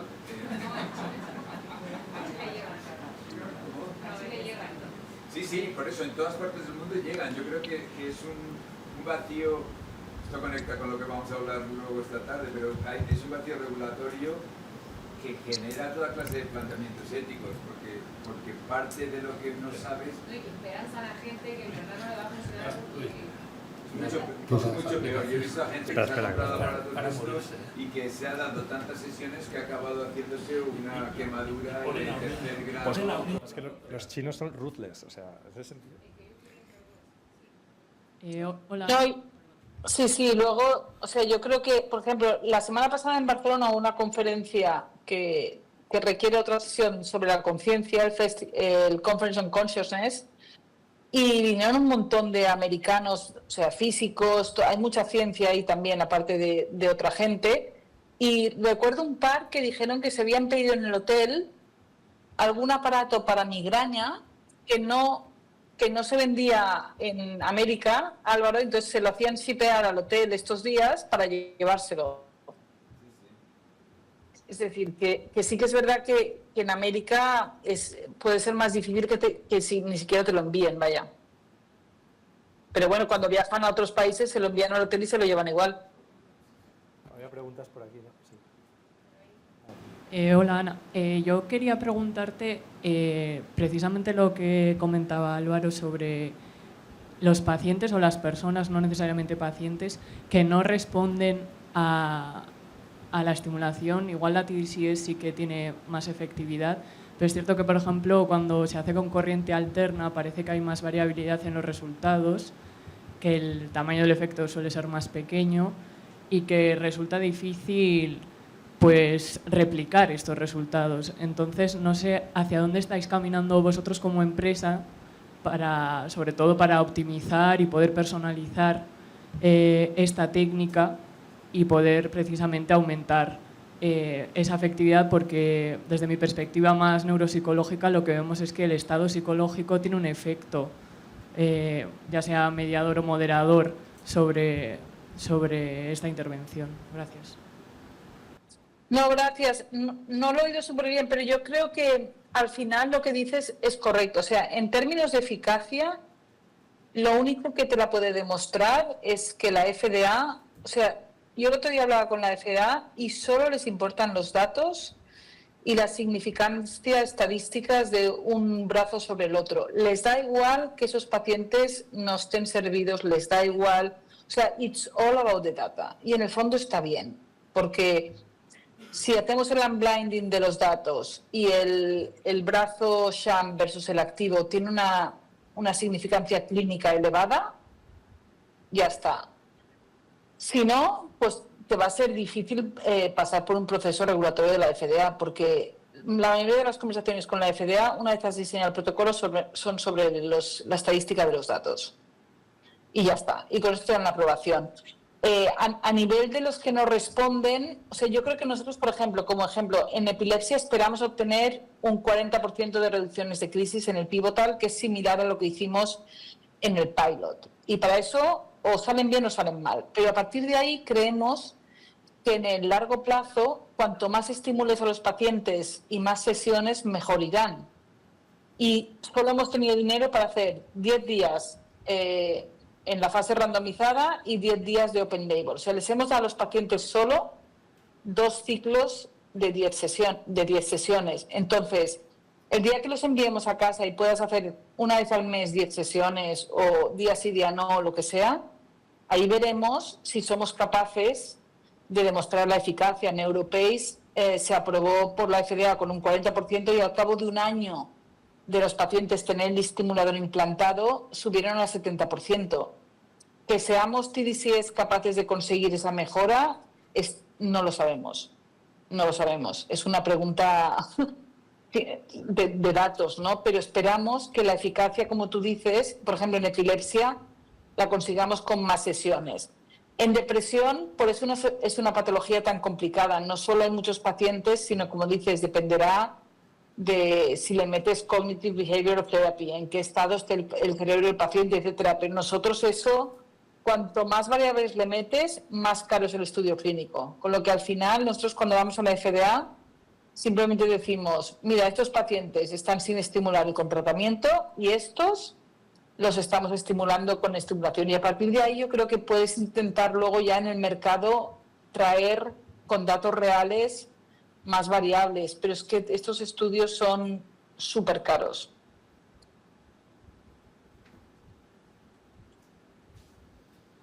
Dos preguntas. Una es que para el casco, porque entiendo que se hace en una clínica que se pone el casco y que en el fondo te lo configuran y te hacen hay que configurarlo para cada persona, para su tratamiento.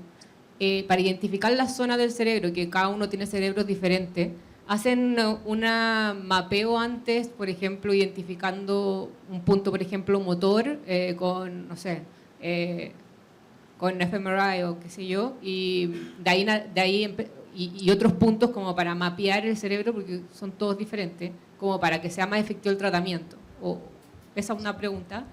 Y la otra es que, ¿cuánto tiempo creen que falte como para que este tipo de tecnología, por ejemplo, en depresión, en ansiedad, realmente se use en depresiones refractarias o para intentar disminuir la cantidad de medicamentos que tienen miles de efectos secundarios? Porque como o sea, ¿cuánto faltará? Porque hoy en día hay mucha necesidad de estos tratamientos y existen muchos de estos como dispositivos chantas, por así decirlo, no sé cómo se dice acá, sin pruebas, sin clinical trials, que tampoco son personalizados, que es simplemente póntelo acá y la gente se esperanza y resulta que a algunos les funciona por suerte y a otros que no nomás.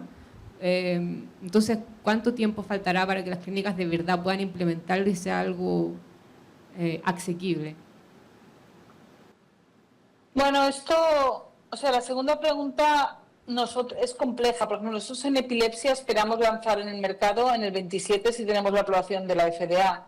Pero imagínate hasta que los neurólogos incorporen esto en su práctica. O sea, no es un desarrollo comercial grande, ¿no? O sea, yo creo que, ahora voy a ser un poco más controvertida, pero, o sea, una de las partes más bonitas de nuestro trabajo no es solo trabajar con pacientes, sino trabajar con neurólogos, ¿no? Y al final tienes que convencer a esa comunidad con los datos, ¿no? Y con el dispositivo de que eso se lo tienen que ofrecer a los pacientes, ¿no? Porque al final en patologías bastante graves, al final los pacientes, por mucha AI que haya y todo, se van a fiar de su doctor, ¿no? Y una de las cosas que tiene la neuromodulación o la estimulación o incluso el EEG es que en psiquiatría, por ejemplo, los doctores no han sido entrenados para hacer TMS o incluso EEG, ¿no? Entonces hay mucho training y mucho awareness, ¿no?, que hacer. En los neurólogos sí, los neurólogos están muy acostumbrados a hacer EEG y a hacer estas técnicas, ¿no? Pero en psiquiatría, por ejemplo, hay mucho que aprender, ¿no? Entonces yo creo que a nivel médico hay una barrera y yo creo que en paralelo, ¿no?, como decimos, si podemos encontrar maneras también de que los pacientes, ¿no?, lo exijan, ¿no? Nosotros trabajamos con muchas asociaciones de pacientes, no es solo el neurólogo, es también que los pacientes, ¿no?, digan, muchos de nuestros pacientes dicen, oye, yo ya le he dicho al neurólogo que no me ponga en ningún estudio clínico de ningún fármaco nunca más, porque he probado 10 y estoy hasta el moño. No quiero más estudios clínicos de fármacos. Ya he probado mucho. Dame algo nuevo. Entonces yo creo que los pacientes aquí también tienen mucho poder a través de sus asociaciones de hacer lobby, ¿no?, para que esa innovación pase más rápido. Y yo creo que luego a nivel de lo que decías del EEG y de la estimulación, sí, nosotros en el NeuroTwin sí que tenemos la intención, ¿no?, de hacer ese mapeado con el EEG, estimular, personalizar, ¿no? Pero eso aún requiere de que primero seamos capaces de conseguir la aprobación de la FDA y llevarlo a las casas de los pacientes. Y no es rápido. Piensa que yo empecé el estudio, la compañía, en el 2021, ¿eh?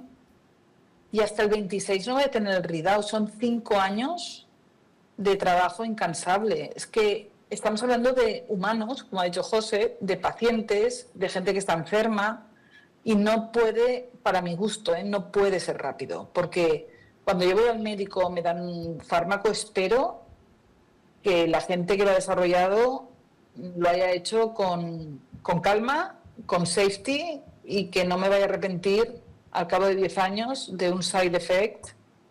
Entonces yo creo que, bueno, en la tecnología médica yo soy súper conservadora, igual soy una conservadora y debería de ir más a saco, pero yo quiero dormir tranquila, tú. Si lleva 5 años y sé que no le voy a hacer daño a nadie, mejor.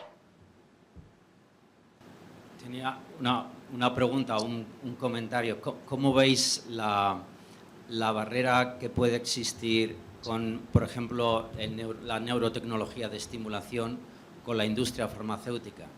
En el sentido, parece que a veces la estimulación quiere competir o evitar que se usen fármacos. Pero ¿cómo veis vosotros, más que sea una barrera, una alianza?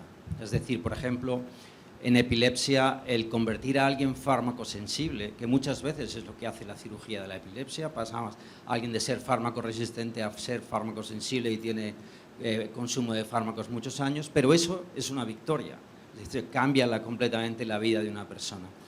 Estoy pensando en el Alzheimer, que es lo que yo me dedico más. Hay los fármacos que tenemos ahora mismo, por ejemplo, el último aprobado, lecanemab, tiene un 26, un 30% de retraso del declive, es decir, es un efecto pequeño.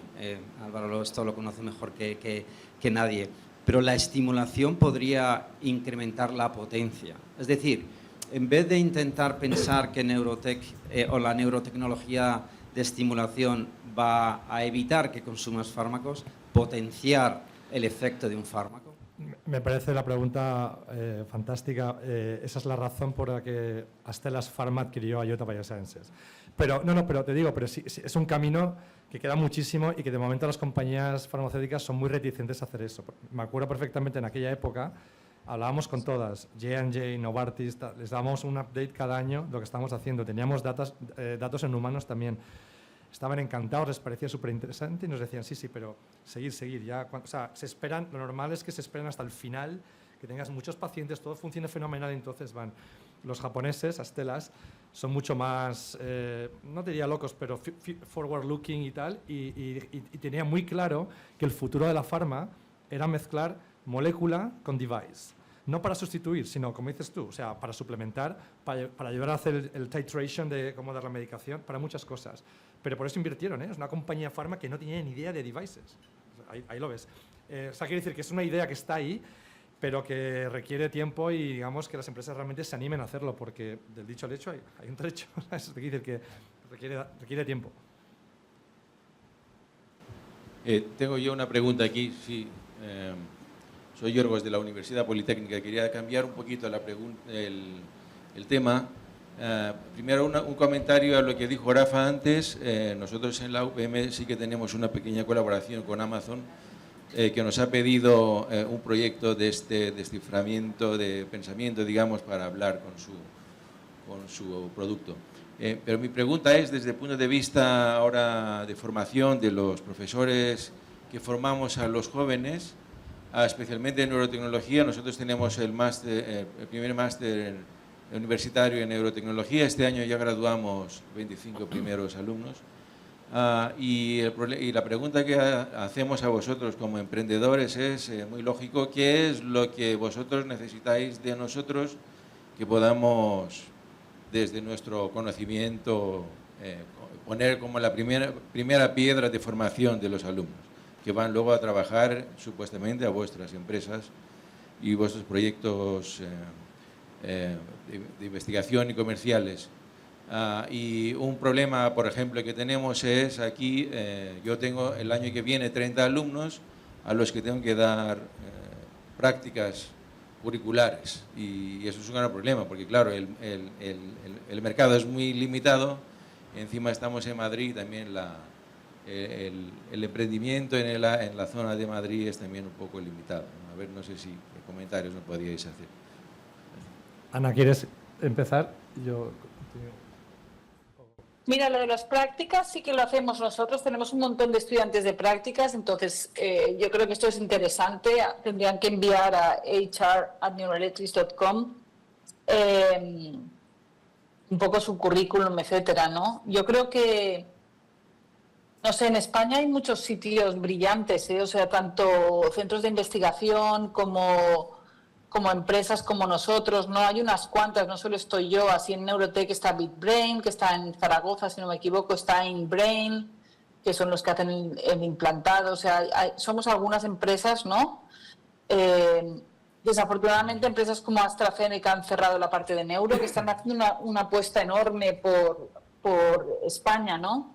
Que tienen, no sé si son 800 personas ya aquí en Barcelona, pero bueno, yo creo que para los estudiantes y para la formación hay mucho potencial. Ahora van a abrir, en los próximos 5 años, la Caixa en Barcelona va a abrir un centro de 600 personas solo haciendo inmunología. Y como inmunología y inmunoterapia, aquí van a tratar Alzheimer, neurodegenerativas también.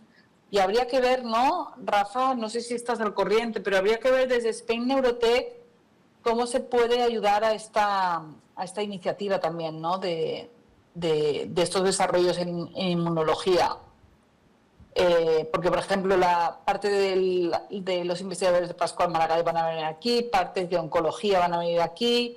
Es decir, que bueno, yo creo que ahí hay muchas iniciativas. Esta era la segunda pregunta. Y la primera era de la formación, pero he entendido, se te oía flojito y he entendido poco la pregunta exacta que era.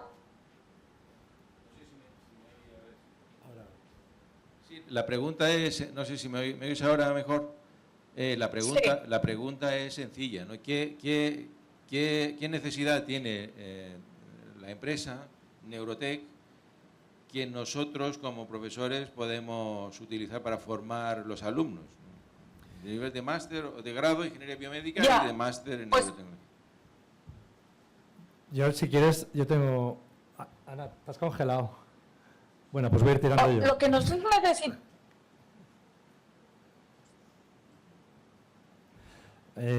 Ana, ¿nos oyes? Bueno. ¿Contesto, José, o me espero? Sí. Vale, es que tu imagen se ha congelado. Pero ¿No me oís? Sí, te oímos bien. Si el audio tú nos oyes bien, tírale. Sí, pues lo que quería contestar es que nosotros en Neuroelectrics lo que demandamos son bastantes ingenieros electrónicos, ingenieros de software. Los ingenieros de software están bien, gente de data análisis, etcétera. Pero yo creo que una de las cosas que me encantaría que viniesen estos estudiantes es más preparados para entender también el mundo de la empresa, ¿no? Yo creo que tienen muy poco conocimiento de cómo funciona una empresa, lo que puede pasar en una empresa, y luego la flexibilidad, ¿no? De que si tú haces ingeniería, como ejemplo de Neuroelectrics, tú puedes ser una ingeniera biomédica, pero que no esté haciendo research o desarrollo técnico. Puede estar en customer support, tratando a clientes, puede estar en ventas, tengo ingenieros biomédicos en ventas, puede estar en research, puede estar en regulatorio, puede estar en producción, puede estar en supply chain, ¿no? Yo creo que es también a esta gente darles también la visión de que una cosa es en qué te formas y otra cosa es qué tipo de trabajo puedes hacer. Si te gusta mucho la gente, igual no tienes que estar desarrollando producto y puedes estar en customer support solucionando problemas técnicos.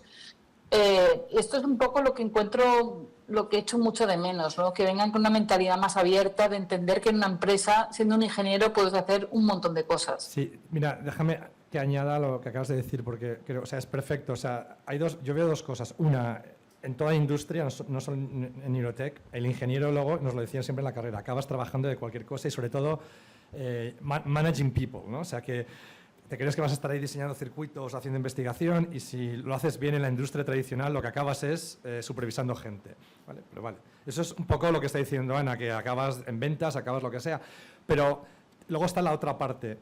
Y ahora te digo esto con cariño, o sea, como defensor absoluto de neurotecnología, fan número 1, pero, o sea, como abogado del diablo, ¿no? Yo el problema que veo a los grados multidisciplinares, ingeniería biomédica, másters en neurotecnología, y me interesará mucho hablar contigo luego de esto y cuando vaya a veros a la Politécnica, para ver el currículum y tal, que es que el problema es que como máster, a la hora de estudiar, tiene que ser fascinante, o sea, interesantísimo, pero desde el punto de vista de la empresa, para todo lo que no sea HR, marketing, ventas o lo que sea, que puedes ir de muchos sitios, yo para la parte de circuitos voy a querer un ingeniero electrónico especializado en diseñar ASICs y que sea el mejor en ese área. O sea, te vas a las troncales de ingeniería, te vas a alguien que sea un experto en materiales o un experto en circuitos o un experto en tal. Un biomédico sabe un poquito de muchas cosas, pero le falta quizás más profundidad o especialización en eso, ¿no? Entonces, eso es un poco el desafío en el que hay que pensar cómo encaja esa gente que se está formando en ese área, cuál es el objetivo de verdad o acabar haciendo que, desde mi punto de vista, te lo digo porque en Berkeley me acuerdo que cuando venían estudiantes a preguntarme qué doctorado hago, si lo hago en neurociencia, lo hago en ingeniería o lo hago en ingeniería biomédica y hablábamos de esto, ¿no? Yo siempre decía, a nivel de grado, yo me haría, o sea, grados troncales, a nivel de posgrado, doctorado ya es investigación, da igual, puedes irte al área que quieras, pero de formación, lo que es grado, no diría peligroso, pero hay que mirarlo en detalle, ¿no? Ese currículum, porque o sea, interesantísimo es, pero luego la utilidad, esta es un poco desventaja quizás con alguien mucho más formado en un área muy troncal, ¿no? Pero me gustaría hablar contigo después de eso porque es un tema que a mí me interesa personalmente. ¿Puedo comentar algo? Sí. Ana, Rafa otra vez. Quería, como me has aludido con esto del Caixa Research Center, te quería decir que precisamente estoy en el board de la Caixa y he sido la persona que he propuesto esto. Y hemos conseguido contratar a Rabinovich de Argentina. Entonces yo creo que muy bien, sí. La idea es que especializar en distintos institutos a distintas cosas para evitar solapamiento. Entonces lo lógico es que en ese Kaiser Research Center es donde desarrollen los abordajes inmunológicos para el sistema nervioso, porque resulta que no hay ningún sitio en España donde se hace inmunología, a un alto nivel, ¿no? Y sobre todo con el Rabinovich ahí metido puede ser un sitio muy brillante. Entonces, desde el Spain Neurotech, yo estoy un poco en los dos lados, ¿no? Porque está, como digo, impulsando el centro de Barcelona, pero lo lógico sería dejarles a ellos y apoyarles, como dices tú, en un partnership desde Madrid para que desarrollen allí las herramientas inmunes para utilizar como en neurotecnología del futuro, ¿no?